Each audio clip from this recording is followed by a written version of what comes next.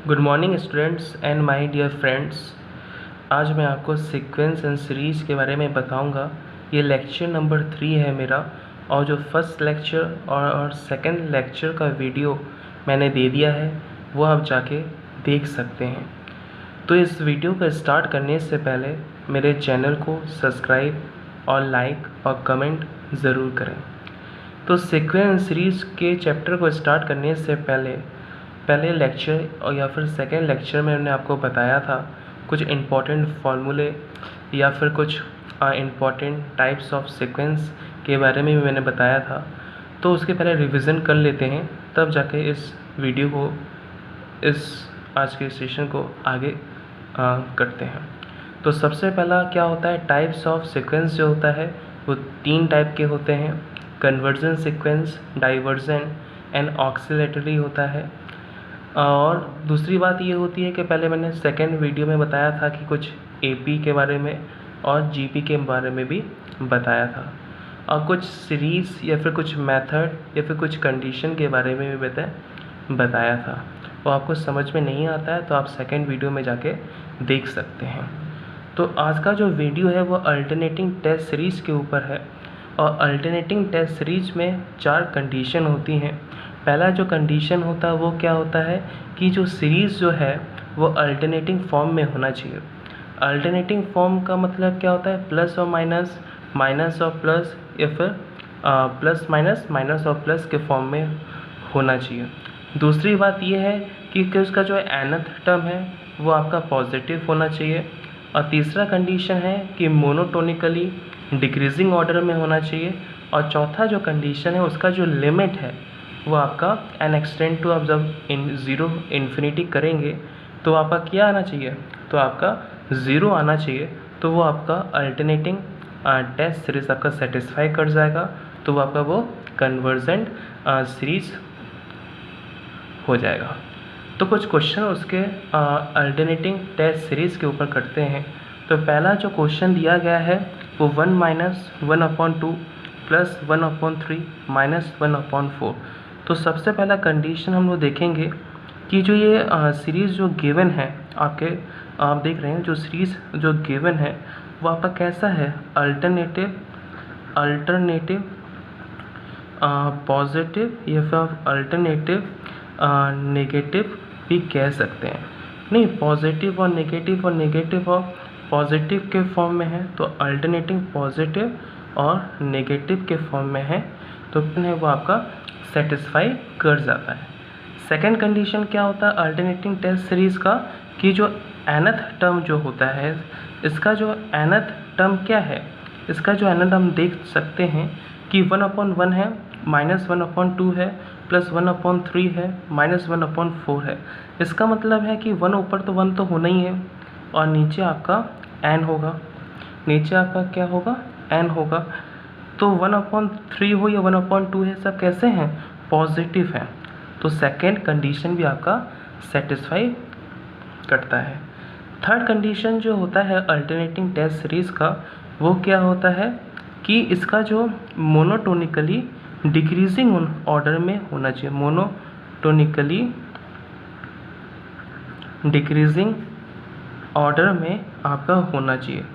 तो ये monotonically decreasing order में भी है, देख सकते हैं। 1 के बाद 1/2, 1 के बाद 1/3 दिया गया है। इसका मतलब क्या है, 1 लार्ज है, उससे छोटा 1/2, उससे छोटा 1/3, मतलब इसका मतलब क्या है, ये इन डिक्रीजिंग ऑर्डर में आपको दिया गया है। तो तीसरा कंडीशन भी आपका सेटिस्फाई करता है। चौथा जो कंडीशन है वो लिमिट के ऊपर होता है। वो limit n extend to infinity जब हम लोग करते हैं, और यहाँ पर आपका nth टर्म आता है, वो आपका क्या आना चाहिए, वो आपका 0 आना चाहिए। 0 आ रहा है कि 1/n होता है, n में आप इन्फिनिटी रखेंगे तो 1/∞ तो 0 होता है। इसका मतलब क्या है कि जो चौथा जो कंडीशन है वो भी आपका सेटिस्फाई करता है अल्टरनेटिंग टेस्ट सीरीज़ में।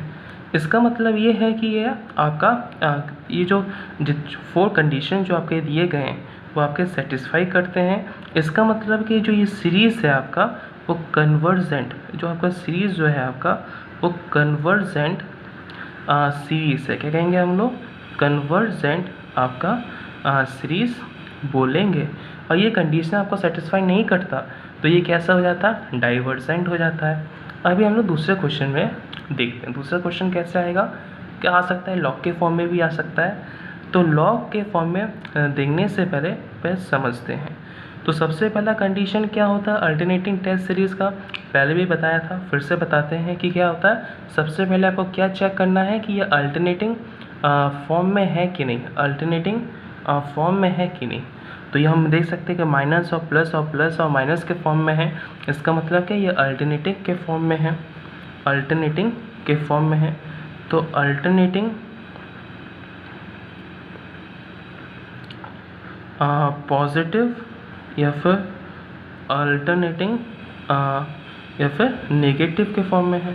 हाँ देख सकते हैं प्लस और माइनस, माइनस और प्लस है। इसका मतलब क्या है, पहला कंडीशन आपका सेटिस्फाई आपका कर रहा है।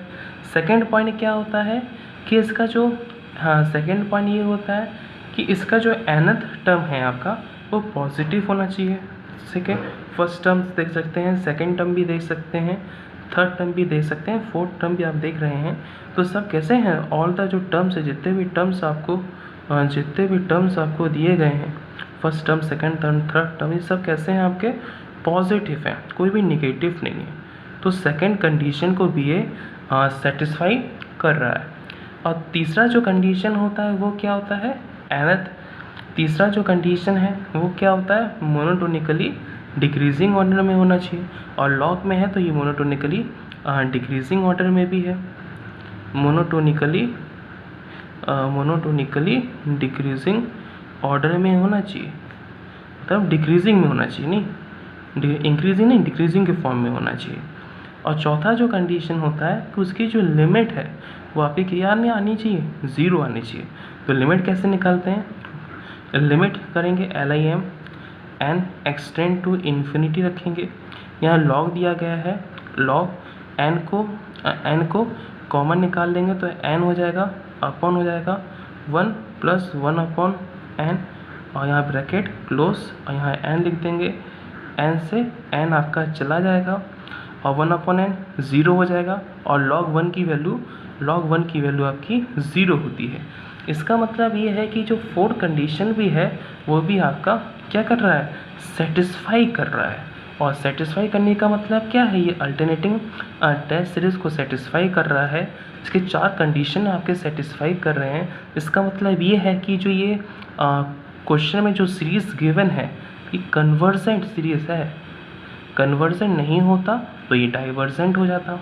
कन्वर्जेंट सीरीज़ कहेंगे इसे, क्योंकि ये अल्टरनेटिंग टेस्ट सीरीज़ के चारों कंडीशन को सेटिस्फाई कर रहा है।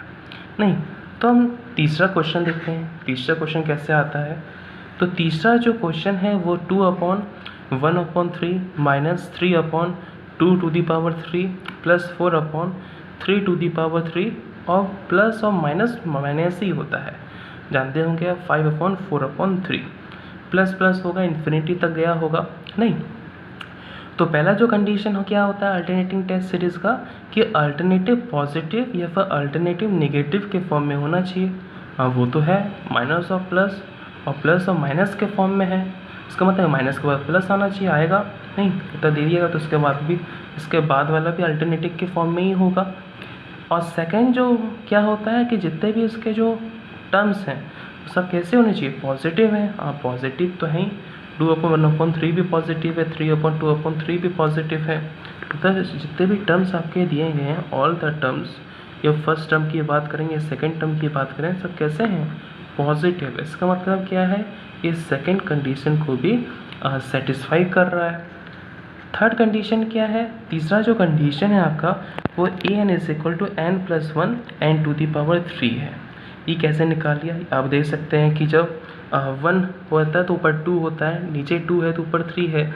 इसका मतलब कि एक प्लस न्यूमरेटर में आपका एक प्लस होते हुए चल रहा है और नीचे जो है वो सेम है। थर्ड टर्म में तो नीचे 3 तो ऊपर 4 है, और 1⁻3 2⁻3 3⁻3 3 तो सब जगह सेम है। इसका मतलब ये है कि ऊपर जो होगा वो n+1 होगा, नीचे जो होगा वो n⁻3 होगा। तो फर्स्ट टर्म इसमें हम लोग लिखेंगे, तो आपका फर्स्ट टर्म जब हम इसमें लिखेंगे तो हम देख सकते हैं कि ये 2 आएगा, नीचे 1 आएगा, मतलब सेटिस्फाई ये कर रहा है। इसका मतलब है कि ये जो nth टर्म मैंने निकाला है, जो जनरल टर्म मैंने जो निकाला है वो आपका कैसा है, करेक्ट है। तो इसका जो लिमिट जब हम लोग निकालेंगे n एक्सटेंड टू इन्फिनिटी, जो हम लोग लिमिट निकालते हैं nth का, वो आपका 0 आएगा। तो 0 कैसे आएगा देखते हैं। इसका जब हम लोग n कॉमन लेंगे तो ये n कॉमन लिया और ये हो जाएगा 1 + 1/n हो जाएगा, अपॉन ये आपका n 3 हो जाएगा।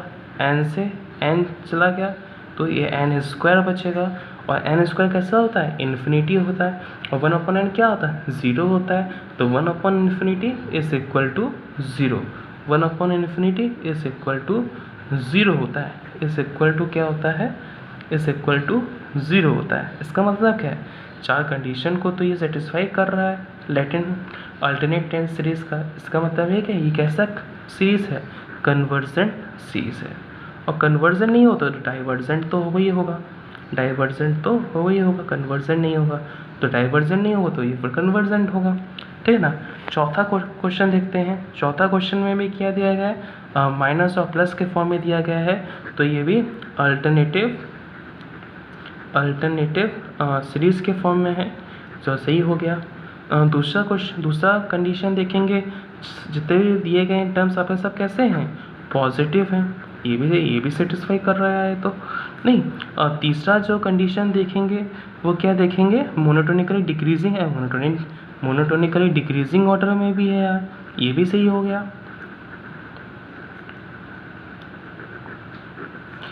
डिक्रीजिंग में है, ये भी आपका करेक्ट हो गया है नहीं। और डी क्या होता है, nth टर्म।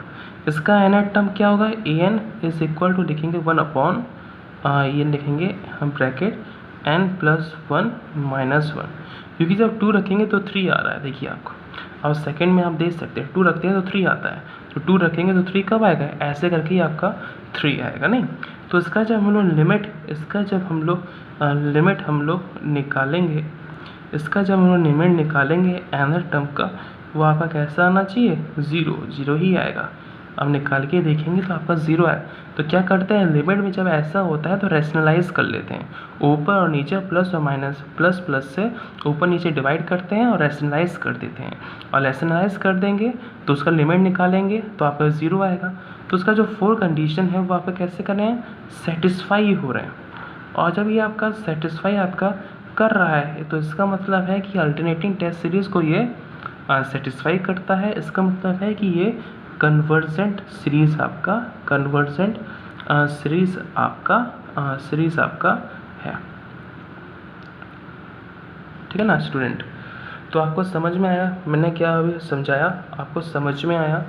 और दूसरी बात यह है कि जो लिमिट की कुछ प्रॉब्लम सीक्वेंस एंड सीरीज़ में आते हैं, आपको लिमिट नहीं आएगी तो आप इस चैप्टर को आप अच्छे से नहीं कर पाएंगे।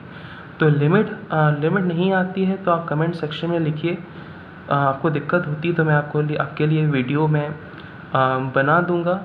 और इस वीडियो में कुछ भी समझ में ना आए तो आप कमेंट सेक्शन में अवश्य लिखें, ज़रूर लिखें नहीं।